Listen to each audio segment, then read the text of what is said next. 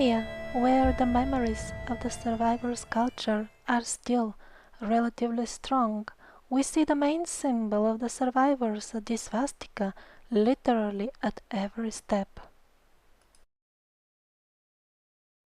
The embroideries of the traditional outfits of the Slavic people are literally made of countless small swastikas.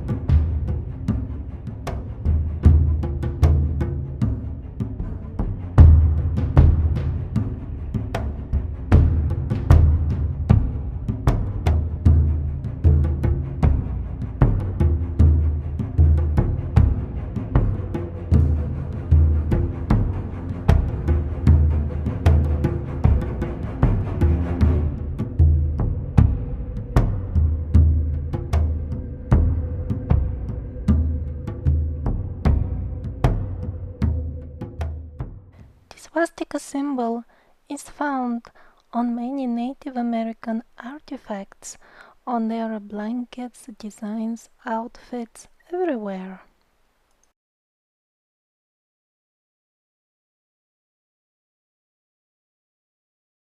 The last waves of survivors that came to the American continents did that few hundred years ago, and they brought the symbol of the swastika, the symbol of harmony, good luck, beauty, and fortune with themselves, and it was widely used in their daily life up until some maybe 100 years ago when it was abandoned along with all the other moral values that the survivors brought with themselves.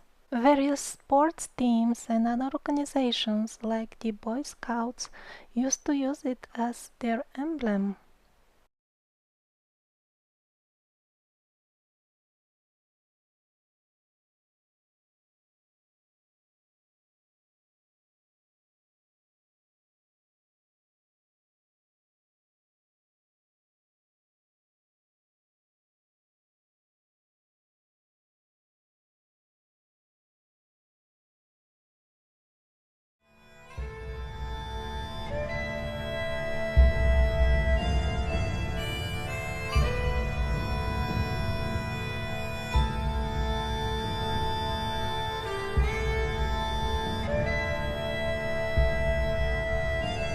The swastika is synonymous in the West with fascism, and its powerful association with hate, pain, and fear runs deep.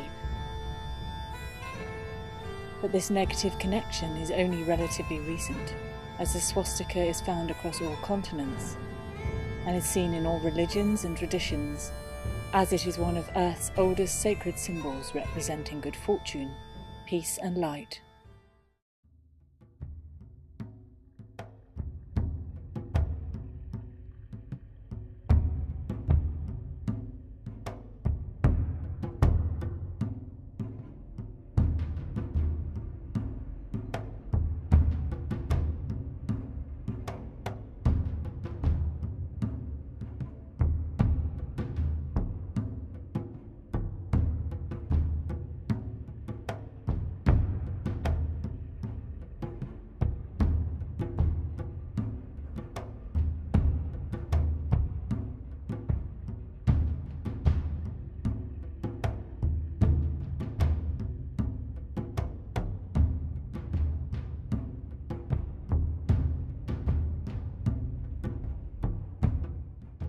In Finland, the swastika is one of the state symbols till nowadays.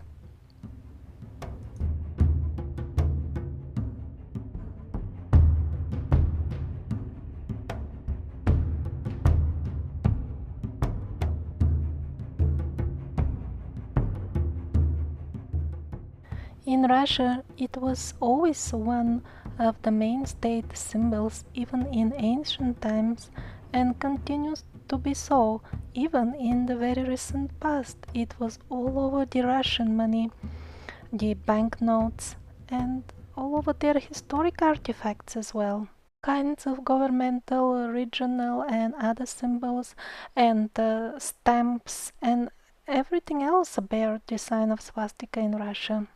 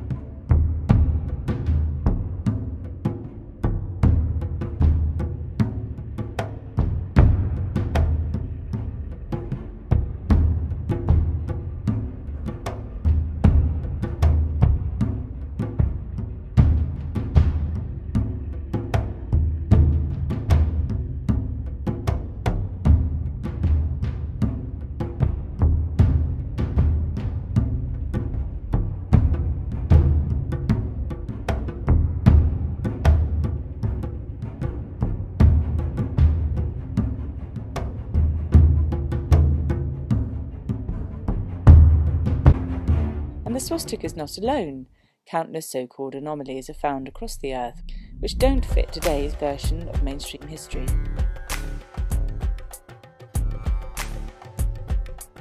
These include ancient artifacts, artworks, architecture and chronicles from across the world, which indicate our ancestors lived very different lives in the past from that which mainstream history tells us.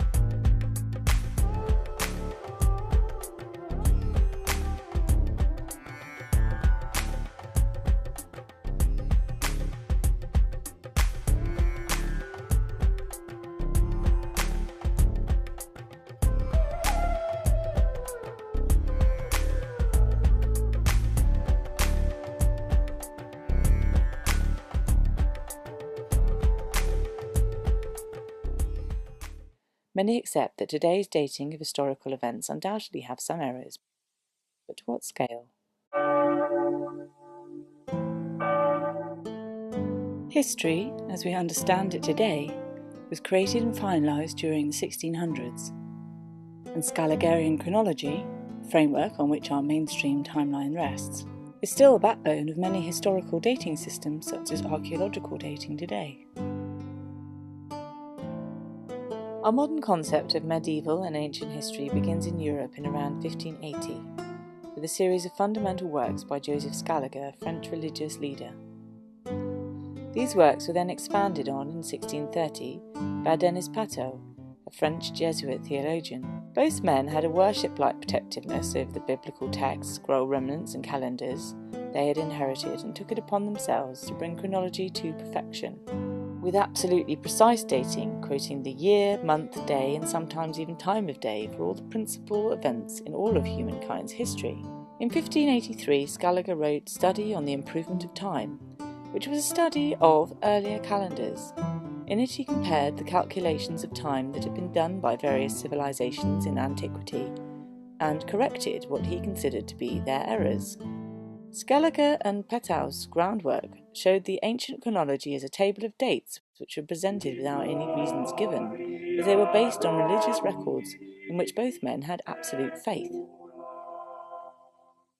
Scaliger, for instance, could not even conceive of such heresy as running a check on the chronology of the Holy Fathers. Indeed, he regarded the works of earlier biblical scholars, such as the Roman historian and Christian scholar Eusebius, as divine. It is true to say, the origins of modern historical dating rests in the bosom of the Catholic Church. Both Scaliger and Petau were supposedly the first to utilise astronomical dating techniques to prove their version of history, but they failed to use this method to critically analyse their information, only when it supported what they believed to be true. Nevertheless, Scaliger is regarded today as the father of the science of chronology and is considered to have placed chronology on a solidly scientific basis. Due to this scientific veneer, the Scaligerian version of ancient and medieval history went largely unquestioned before the 17th and 18th centuries. Even so, over the decades, many great scientists have criticised his timeline. For instance, Sir Isaac Newton wrote several books on the subject and concluded that both ancient Greece and Egypt had been artificially shifted back in time by a considerable amount. In the case of ancient Egypt, he found it had been placed well over 1,000 years back on the timeline from when it had actually occurred. Another well-respected British scientist, Edward Johnson, wrote, "We are a lot closer to the Greeks and Romans than we are told from the chronological tables, and called for a full revision of the entire chronology of both ancient and medieval history." But it was not until eminent Russian scientist and revolutionary Nikolai Morozov's work between 1907 and 1932 when a clearer picture of the scale of historical fabrication began to emerge. Morozov was working at the University of St. Petersburg, lecturing in chemistry and astronomy, when he formulated his method for chronological analysis, which was based on astronomical records of lunar eclipses. Using this system, it became clearly apparent to Morozov that much of both ancient and medieval history had been falsified on a global scale. Then, in 1973, Anthony Fomenko, a young Russian mathematician from the University of Moscow, revisited Morozov's work and decided this area required further research. 2, 1, 0.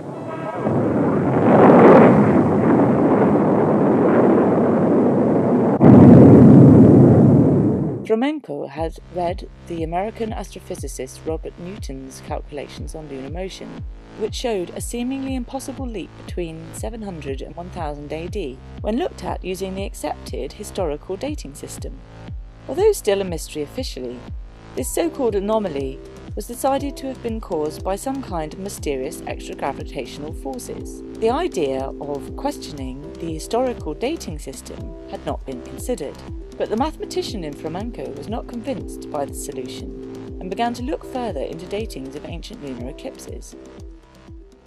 He utilised both Newton's calculations and Morozov's eclipse tables, and in so doing, Fomenko discovered the anomaly had gone, a clear indication that there was something seriously wrong with the accepted chronology's timeline of historical events. After more than 40 years of research using statistical and mathematical analysis of original ancient sources, Fomenko found that not only the timing of events, but the events themselves had been distorted, and that many supposed dynasties were in fact identical duplicates of each other, spanning over gaps of 300 years or more. Among other eye-opening discoveries, Fomenko and his colleagues were able to show how ancient civilizations such as Rome, Greece and Egypt had occurred much nearer to our time, during what we call the medieval period, and that the Dark Ages were a complete fabrication of time that never existed, apart from in the historical interpretations of Scaligerian chronology.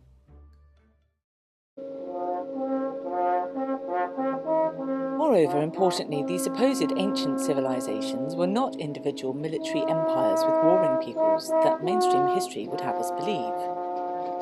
In fact, all indications are of a generally peaceful and fair global civilization, remnants of which still existed up until only a few hundred years ago.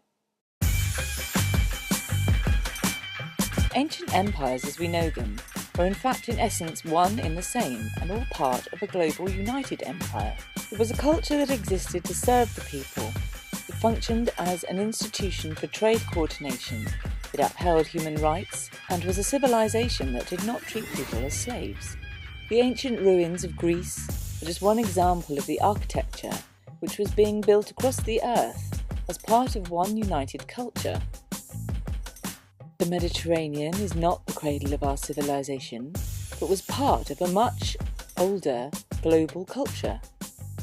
Traditions from many nations have preserved information of our heritage, and by comparing ancient chronicles, geological records, and thousands of archaeological artefacts which don't apparently fit into mainstream history, we can gain valuable insights into our true past.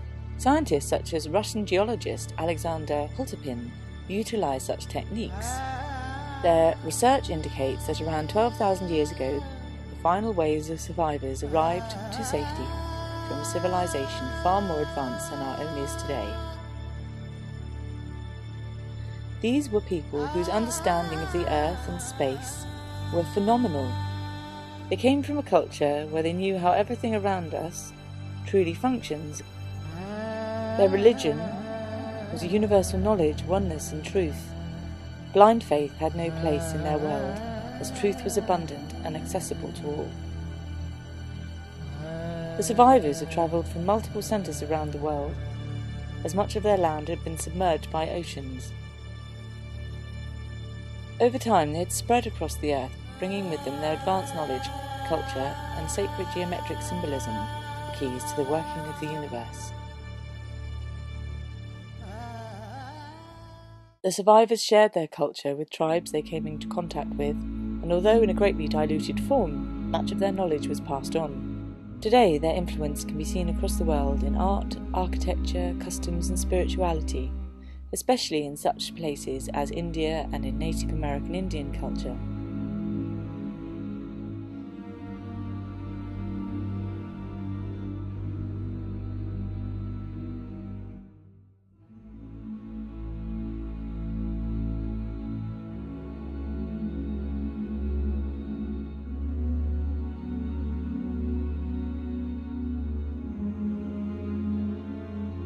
The swastika is one of the most important original sacred symbols of the Empire of the Survivors.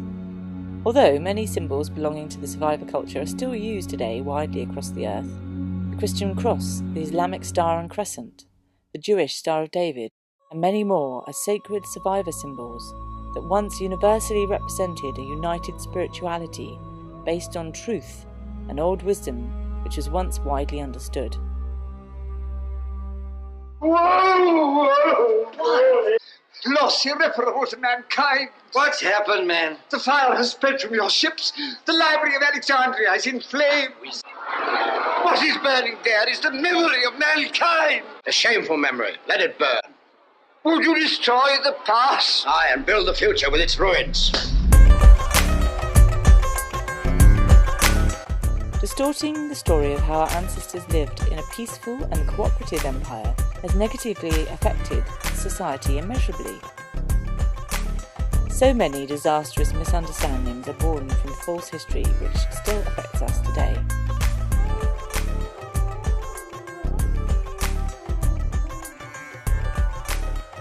We have learnt for generations how empires always rule, how we have always been ruled, and that humans are naturally war-loving.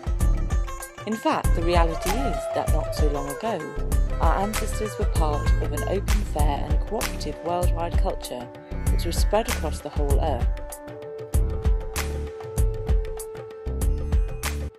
Depart!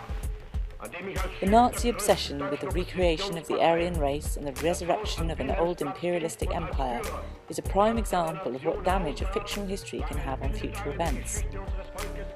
The attempted recreation of the Nazi ideal of an old empire which never actually existed would have unlikely been socially accepted if the truth about our past and the empire of the survivors had been known to the public. The truth that in our recent past we, as a people, had formed a united and cooperative empire without imperialistic indoctrination, the hate propaganda simply could not have worked as it did. We face grave problems today, but with a new awareness we can see how much of these still have their foundations in what we have been told our past represents, and what it makes us become. We are told we come from aggressive apes, are the most developed we have ever been, and that humans are war-loving and unable to self-organise. We now generally accept slavery as part of our everyday lives with the monetary system, with virtually all of us are debt slaves, and if not, our country most certainly is. The global cooperative of the survivors' empire bears little resemblance to our version of empire. It served the people, encouraged free trade and honoured spiritual harmony, unlike our current system.